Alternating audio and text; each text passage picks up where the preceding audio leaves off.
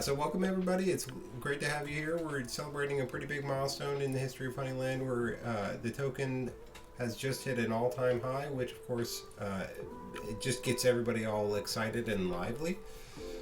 Now, obviously that's not what this tutorial series is dedicated to, is the price of the token. However, it's just a representation, a manifestation of all the hard work that has been done by the team, and of course the faith that has been shown by the founding community members and those of us who've been in for a while. We always knew that this would just be a matter of time, and it is of course great to see it happen. So part of what we're going to be doing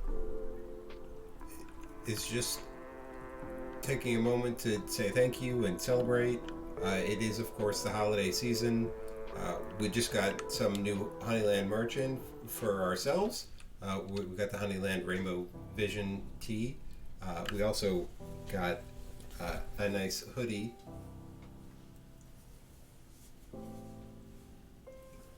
Should be able to. It's mirrored. There we go. So we're of course fully decked out in Honeyland gear today. Nothing less for such a momentous occasion. Now, a couple of things of note. First and foremost, we're expecting a major change to the game, which will include one of the long-awaited features being released live. This is of course the in-game marketplace that will allow us to sell, of course buy bees, lands, queens, all of the non-fungible tokens directly in-game. If you follow the project for a while, you'll note that this is a long-standing development cooperative effort with Magic Eden, who has put in a lot of work on their end. They have gone above and beyond. Of course, there's a good reason for it. The transaction volume and the sheer number of purchases made by the various Honeyland collections has been monumental, and of course Corey and the team have spearheaded the effort to push Magic Eden to focus more on gaming NFTs, which, as I think we'll see in the future here shortly, Solana will be one of the primary destinations for gaming. Of course, there are some competitors as far as chains are concerned, but with the low transaction fees, the constant development from the Solana Labs team, as well as the nature of the chain itself, with its high transaction per second, as well as already being a home for a very mature community of decentralized finance, as well as gaming communities, should really bode well for the future of the ecosystem.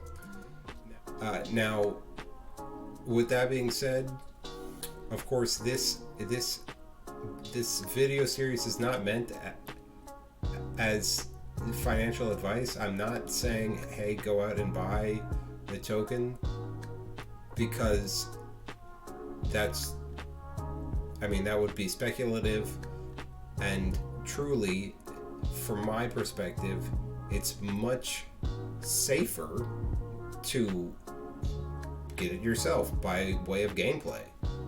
I can't emphasize that enough. That's why I sort of spend my time making these videos, is to teach you best practices in how to not necessarily build your hive, right? Because I haven't done that, because that again sort of lies on the financial advice side of things. I would like to get you as proficient as possible, so that when you have made your own decisions, whether to start off as a free-to-player and work your way up just by playing the game, which we've seen plenty of people do, or whether you are someone who's already decided to buy some bees and now you have to learn the mechanics as best as possible so you can optimize and maximize your productivity and grow your hive as much as possible. So with that, let's launch into it. Everybody, it's really lovely to have you here today on this what is a celebratory day for all of us in the Honeyland community. Big congrats to the team.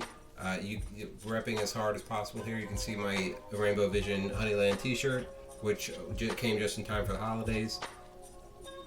My nephew already received his Christmas gift a couple of days early, which was the Heather Gray Swarm sweatshirt. And what we're going to do is we're going to launch real hardcore into some harvesting, which is one of the primary tasks for us to complete. One of the ways, perhaps the best way to achieve the Honeyland token is by having an optimized hive and executing on some of the game mechanics that are put in place that allow you to really increase the productivity as well as ultimately bring back more honey than you might if you weren't executing upon them. So first of which you learned in the harvesting with mood matching basics, and that is to match the mood of your queen on as many bees as possible. But it's not just matching the queen with your bees. You also get a significant benefit when you match the bees with each other. And we'll show you some examples of that. One of the things that is most important is matching the bees with each other. So after we find a land that has a little bit of honey on it, we're going to go ahead and prove the example of the power of matching the bees with each other, even in the case when they don't match the queen. All right, so before we launch into the harvesting itself, what we have to do is find a land that has at least a little bit of honey for our bees to collect, because while it's true that they will still be provided with honey every 5 minutes that they're on the land, it's best to find a land with at least 1 or 2 honey so that we can ensure our mission time remains about an hour and a half or so. All right, so I was able to find actually what I'm going to consider quite a strong land for harvesting with Gen Z bees. It has just about 2 honey and no other bees competing for us. It also has a 30-minute hunting timer, which will allow us to consolidate our missions to 1 less land, right? So now we're not going to have to send a bee hunting to an entirely different land. We'll just be able to send 3 bees of the same mood harvesting on this land, as well as a 4th bee that has the same mood as the 3 harvesting bees, which will allow, if in the case of another bee, a competitor bee showing up, we'll have a boost for our hunting bee as well. All right, so as mentioned, one of the things that I like to do at the beginning of each harvesting mission activation is sorting by idle bees and capacity going downwards, and then you can see what you have available in this case. So from my perspective, you should be sending at least 3 bees harvesting in order to maximize the boost. But in the case that we're looking at here with our optimistic bees, we have 5 bees available. And given that we already know it's sorted by capacity in descending order, we can just speed click our first 3 optimistic bees, and you can see that this boost that they're getting is actually quite nice. And while looking just briefly at the stats here, none of these are 20 slot bees. However, they're still going to be bringing in a decent amount of honey, which is going to be amplified more by the fact that we have at least 3 optimistic bees on the mission.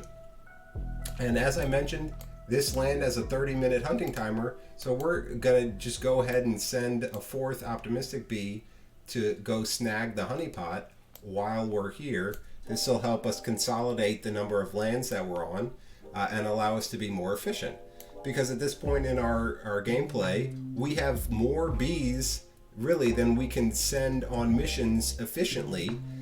And as I will repeat over and over again, if you're sending bees out on harvesting missions in a manner that is not optimizing the mood boost, then you will be bringing in far less honey than somebody who is optimizing the mood boost.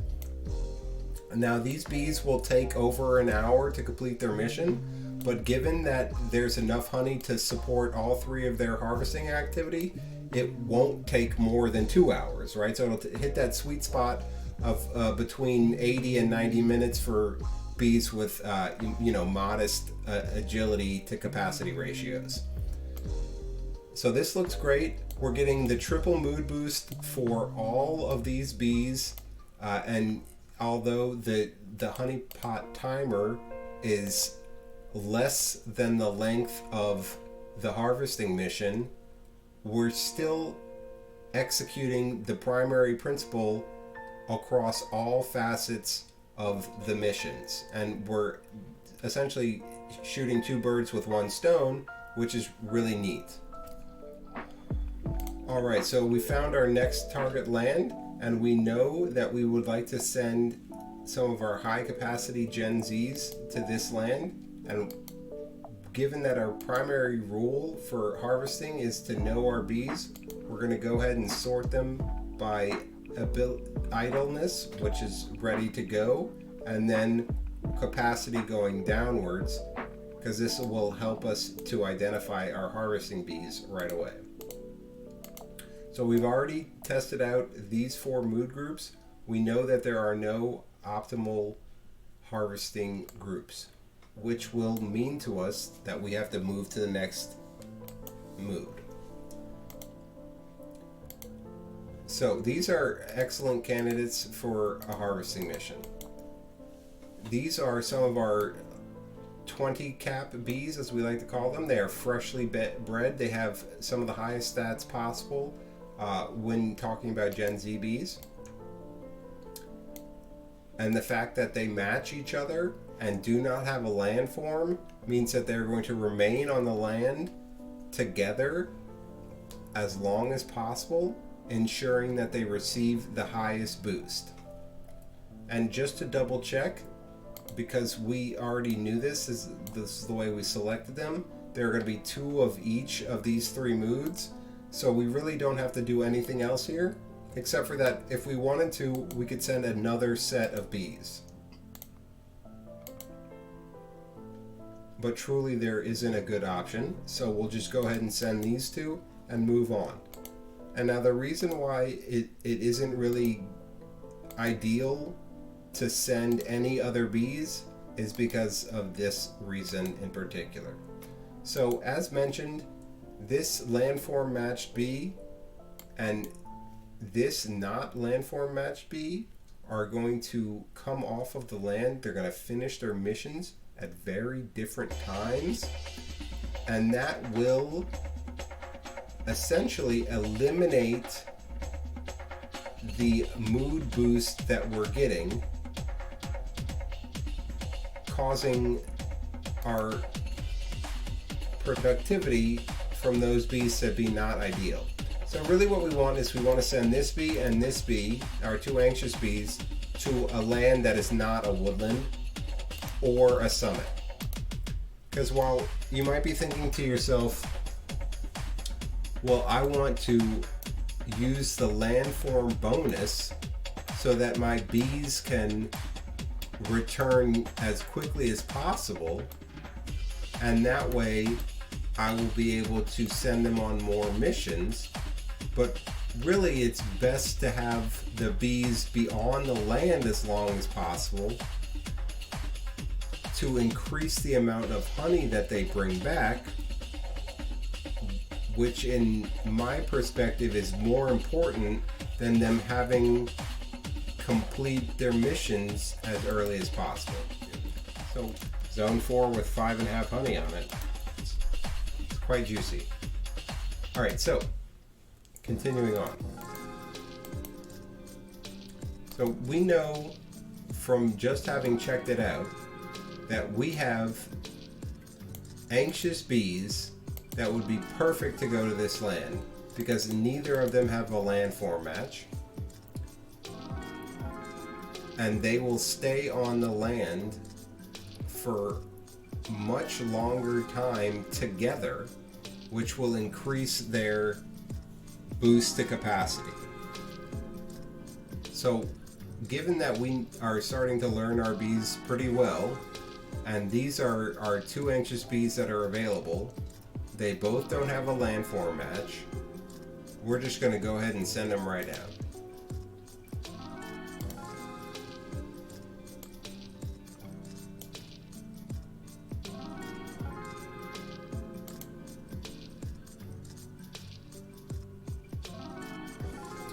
Now we can even go back because this is way more honey than we could really hope to drain, except by use of all of our strongest bees at the same time, who just happen to not be available right now. So what we'll do is we'll send another group of bees out, and it looks like we're going to have to send bees that are not matching.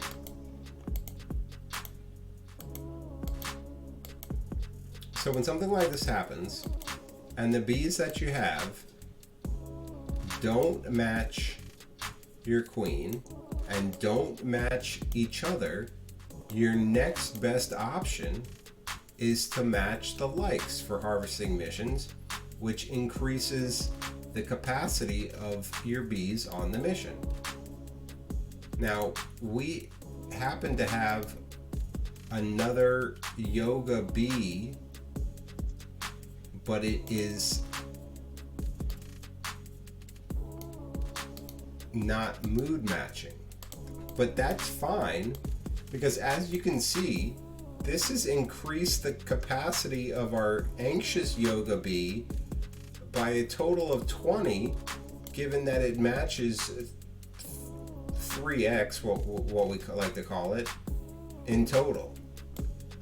Now, this type of optimizing and min-maxing, in a normal game, this wouldn't be super important. But in a game where the result of your mission is something that carries value, right, is saleable, it is actually tremendously important to hit all of these key notes when you're playing your song. And in the beginning, especially, when you have pretty low harvesting power, increasing this bee from 54 to 74 capacity is huge.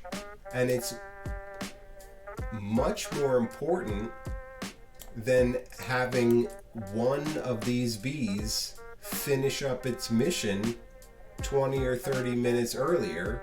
Really what you want is to have these 2 bees remain on the land for as long as possible, and that can only be accomplished if one of them is not a landform match, right? Because as soon as one of these bees finishes its mission, it's gonna take away these boost points from its fellow anxious bee. So this is crucial to understand, and to, as best as you can in the beginning, go ahead and optimize. Now at this point, we've pretty much hit the limitations of what we're going to be able to do. However, just to be sure that we haven't missed anything, we're going to check for anxious, curious, and calm bees and see what we find.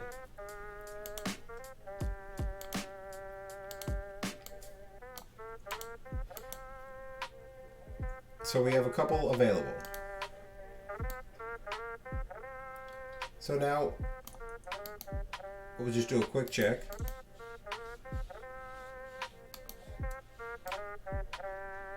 Now in this case, it doesn't really matter which of these two bees that we add on to this harvesting mission, because regardless, they're going to be doing the job. And we're going to go ahead and substitute out this yoga bee and see what happens to the capacity of our curious yoga bee, which, much like this anxious yoga bee, these are really what we're trying to maximize.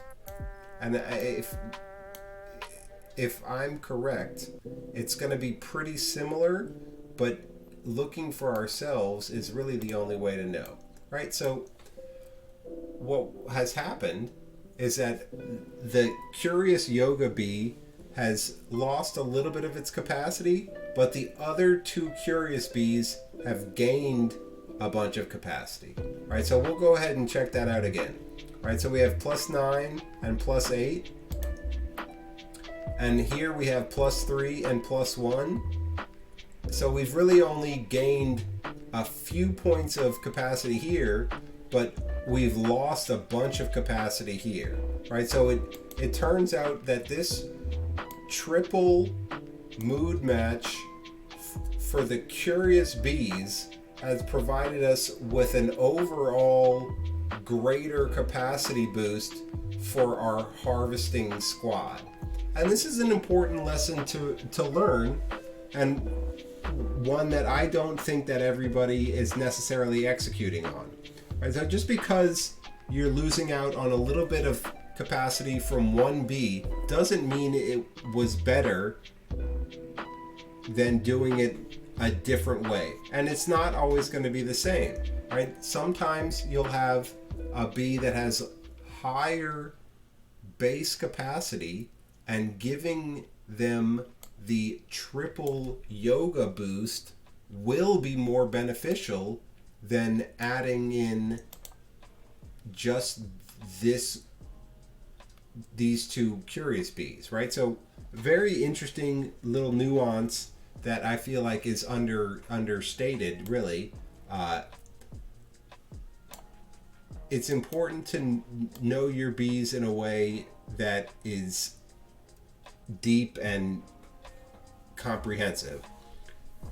Now, looking across the board, we would get the highest boost once we consider that our anxious bee over here was also a yoga bee, right? So truly, at the end of the day, the yoga bee is going to be best for the party, but that's only because there was a third yoga bee that was not curious.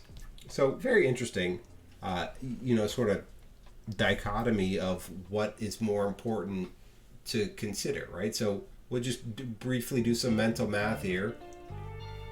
So these three bees, as presently constituted, right? 19 plus 1 is 20. 20 plus 3 is 23. 23 plus 20 is 43. Plus another 4. 47 total capacity boost. Now, if we go ahead and add in the curious bee, let's compare that to 47. So we have 4 plus 8 is 12. Plus 14 is 26. Plus 8 is 34. Plus 9 is 43, right? So really, the yoga bee with 47 capacity boost is best. So we'll go ahead and do that. Alright, so as followers of the channel are well aware, knowing your bees is critical to being an efficient harvester. And we know now that we have no strong 3B squads to send harvesting, purely harvesting. So what we're going to do is send 2 bees, these 2 high capacity bees, harvesting, and we're going to send this low capacity bee hunting. That will enable us to get a longer boost for our 2 harvesting bees and thus maximize their productivity despite the fact that there is not a 3rd angry harvesting bee available. And we know generally that an average harvesting mission is about an hour and a half. So what we're going to do in order to maximize our harvesting yields is something that I would advise you not to do if you were more focused on hunting, which is to say that we're going to find a timer for a honeypot that's around 90 or 100 minutes, and we're going to also look for that land to have at least 1 honey so that we can send our 2 stronger angry bees harvesting as well as the weaker angry bee hunting. And they should finish their mission at about the same time. So this is actually a good one. This 2 hours and 15-minute timer will ensure that our hunting bee stays on the land for longer than our harvesting bees, which will ensure that they get a boost of at least 1 other angry bee for their entire harvesting mission. But 2 hours and 15 minutes is a little bit long, so we'll look for one that's a little bit shorter, preferably between 90 and 100 minutes. Oh, this is nice. That might actually be perfect for our example here. So we'll go ahead and send our 2 stronger angry bees to harvest, and then knowing that the timer is about an hour and a half, we'll go ahead and send this 3rd angry bee hunting, and these bees will receive a 3 bee boost, which is the highest that you can get for the entirety of, I want to say, this bee's mission, right? Because he has the higher agility, so he'll finish harvesting before 63734, but Gen Z number 2 will still be on the land hunting by the time he finishes. So he will receive this boost for the entirety of his harvesting mission, and at which point he will drop off, and then the boost for this bee will go down a little bit, right? So we can show an example of how his boost will return to, right? So when this bee drops off, the boost is going to drop down to about 5%. However, it's still going to be better than if we sent the 3rd angry bee to hunt on a timer that was only 10 or 15 minutes, because then this bee's boost would also drop. But we want to keep at least one of them with the maximum boost for the entirety of their harvesting mission. And as it so happens, it's going to be this one because of the agility to capacity ratio. This bee will harvest a bit faster than this bee, which it does have a sort of a lovely 1-to-1 capacity ratio, which is nice. And these are some of the nuances that you might not necessarily be familiar with as a starting player, because quite frankly it's not included in the tutorials, and the way to execute this is also not included in the Bee Bible or the Help Shift. So with that, off we go. We'll double check just to see what it looks like. 1.5 honey, which over the hour and a half that these bees will be on the land will actually be closer to 4 honey with the hourly production, right? So there'll be plenty enough honey for any bee that's on that land harvesting, and assuming that no other bees try to snag the honey pot from us, when the timer gets low, we'll get everything that we need from this land. So one of the built-in features for the efficient harvester, I feel like isn't used quite as much as it could be. And that's the land search feature. And this is important after you've followed one of the main Honeyland Tutor rules, which is to know your bees. And in our case, our Generation Z bees can only go out to Zone 4, but they collect at least 2 honey between the 3 of them, just our Gen Z bees. However, we don't want one of them to have a landform match because we wish for them to remain on the land as long as possible. So what we're going to do is we're going to search for a Zone 4 land with at least 2 honey that is not a summit, that is not a meadow, right? So that leaves us with seaside, desert, or woodlands, Zone 4, which will accomplish our goals to have the 3 bees on the land for as long as possible, thus maximizing their 3 bee boost, which will increase their overall haul and allow us to maintain an optimal harvesting pattern. So if you weren't necessarily aware of it, within the lands tab, all the way to the right, there's a search tab, and you can filter the lands that you are shown by climate. You can select extreme or normal, and then for landform you can toggle any or many of the different landforms, and then you can select a couple of zones to increase your ability to search quickly. So in our case, as mentioned, we're going to include Zone 3 as well, because it's possible that a Zone 3 will have as much honey as a Zone 4, and really we don't care if it's a Zone 3 or a Zone 4 land. Really all we care about is that it has a couple of honey waiting for us to send our bees there, so that they can keep their mission time around an hour and a half or so.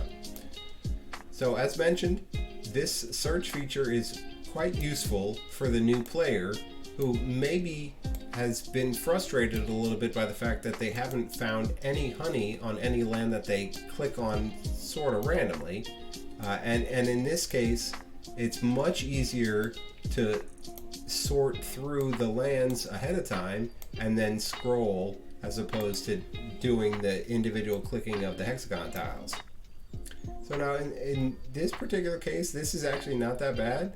The 2 honey it's a little bit less than what our bees will bring back, but as we know, as Honeyland Tutor channel veterans, the amount of honey that's available for harvesting is actually this number plus the hourly production.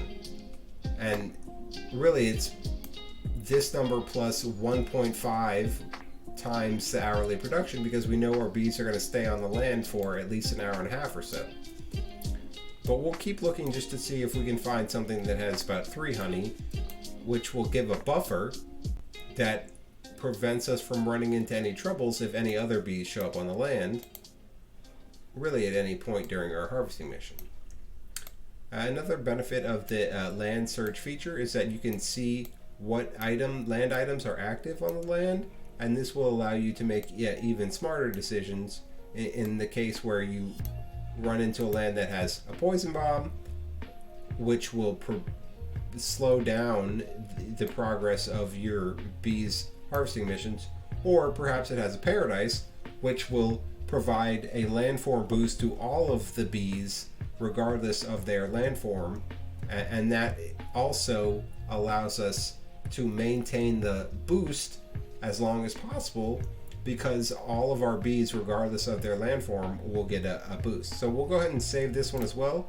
3 honey, 4 bees, though we'll assume that these are Gen Z bees and they're not going to steal a lot of honey from us, especially our powerful bees with their high capacity and agility.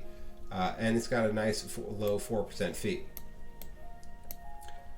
So utilizing the save lands with the favorite button really also will save you time, because you don't have to go into each land and check it out for yourselves. You can just select a couple, then go to your favorites tab, and that will keep you organized and allow you to really continue to maintain an optimal harvesting cycle.